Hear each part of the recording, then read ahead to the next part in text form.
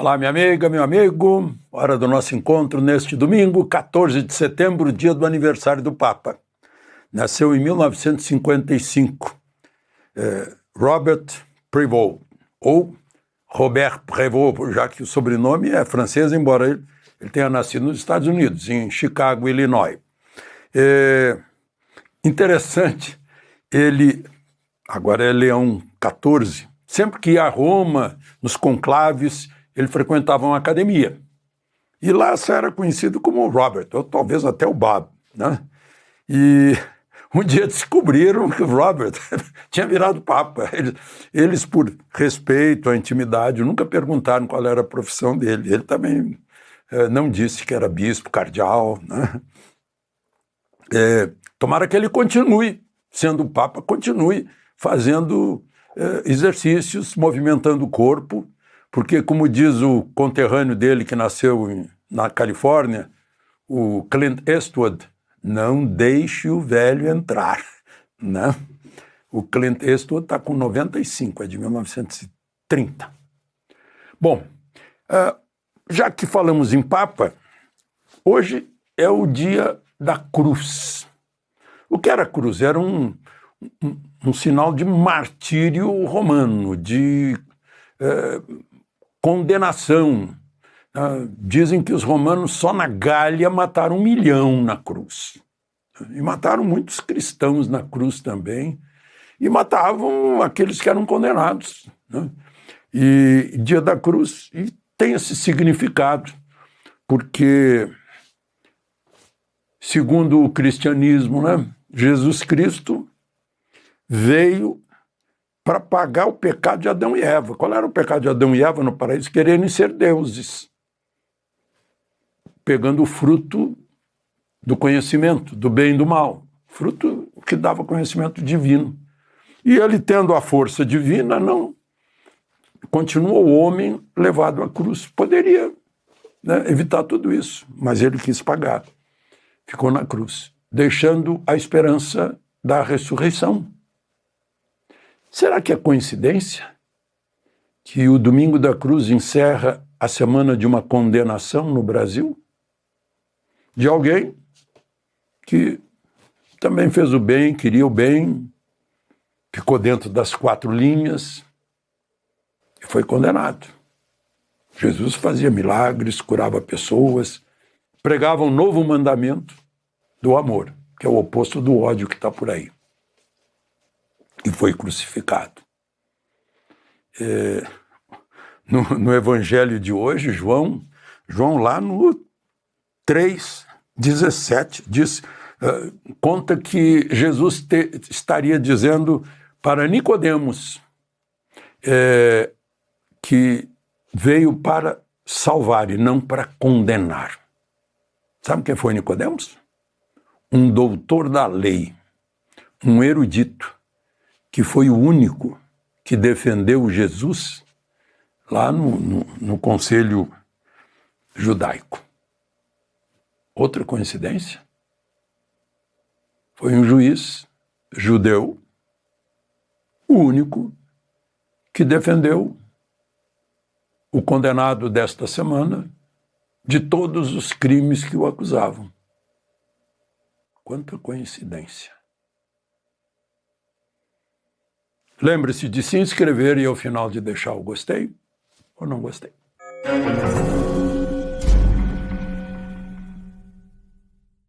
O ex-presidente condenado esteve no hospital no Death Star para fazer um procedimento tirando lesões da pele. Mas fez exames, o exame de sangue mostrou anemia e a tomografia mostrou restos de pneumonia. E, como sempre, o abdômen todo cheio de sequelas da facada e das cirurgias necessárias que foram feitas depois, com adesões, com alteração no trânsito alimentar, né, digestivo, uma confusão. Bom, ainda falando do julgamento, não foi surpresa para ninguém, né? Só uma pessoa muito ingênua acreditaria que ele seria absolvido por algum tipo de milagre. num Supremo que é presidido por um ministro que disse: nós derrotamos o bolsonarismo. E todas as declarações já feitas, né? Como mostrou o Wall Street Journal hoje, né? O relator é inimigo de Bolsonaro, né? Claramente, durante todo esse tempo. O outro ministro, Dino, era ministro da Justiça de Lula. O presidente da turma foi advogado particular de Lula. Né? Não tinha como, né, dar resultado diferente.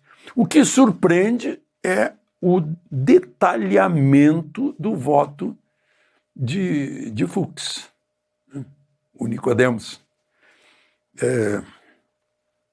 que o Wall Street Journal disse que, pegar as palavras do Wall Street, flagrante falta de provas para apoiar as acusações foram mostradas pelo ministro Fux.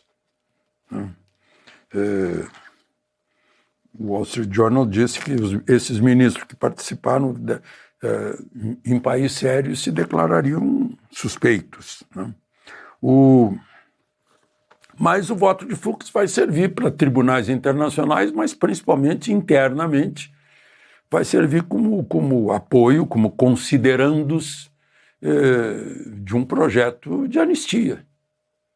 Aí vocês vão dizer, mas aí o Supremo derruba. Não, antes disso Lula pode derrubar. Se o Lula não perceber que poderia ter a grandeza de sancionar, né, e com isso se apresentar diferente, né, como estadista, que não tem medo de Bolsonaro, etc., né, porque a Constituição diz que compete ao Congresso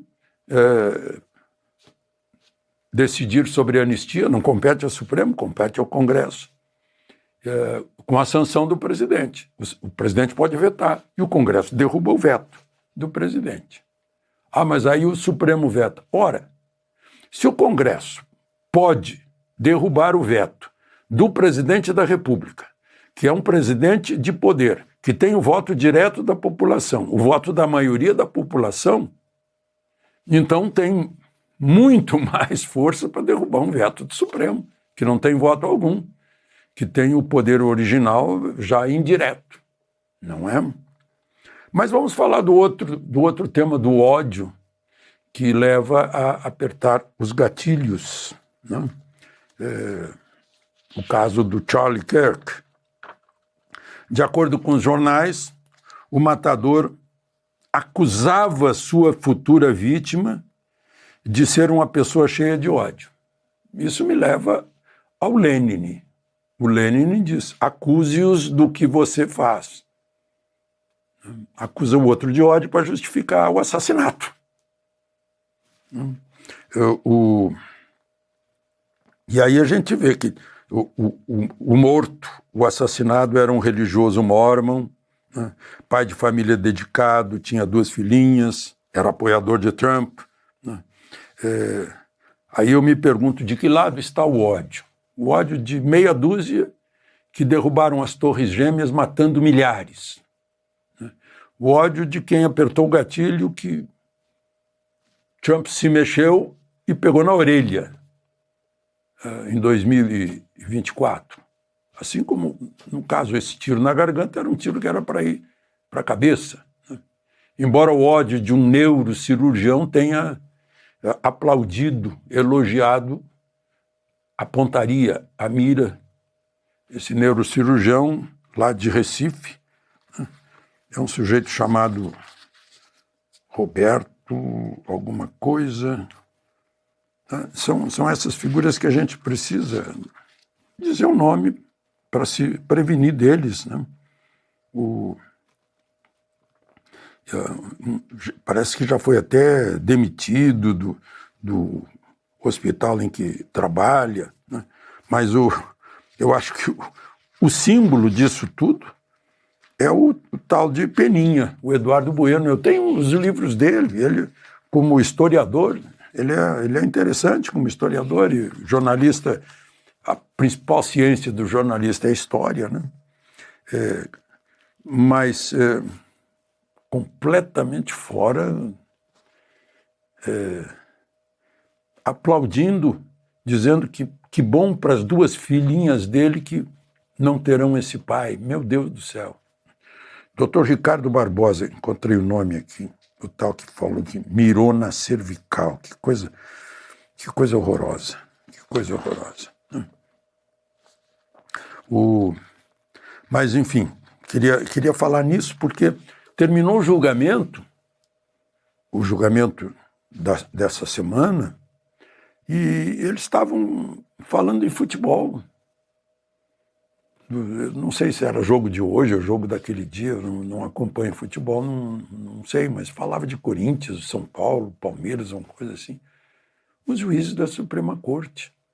Aí eu lembrei do Vadico e Noel Rosa no Conversa de Botequim. Seu garçom, faça o favor de me trazer depressa uma boa média que não seja arrequentada, né? Vai perguntar para o seu freguês do lado qual foi o resultado do futebol. Uma coisa assim, parecia conversa de botequim dentro da Suprema Corte do Brasil, enquanto tinham terminado de decidir sobre 27 anos e 3 meses na vida de um ex-presidente da República. A Matsunaga, que esquartejou o marido, a Elise Matsunaga, pegou 8 anos menos do que isso.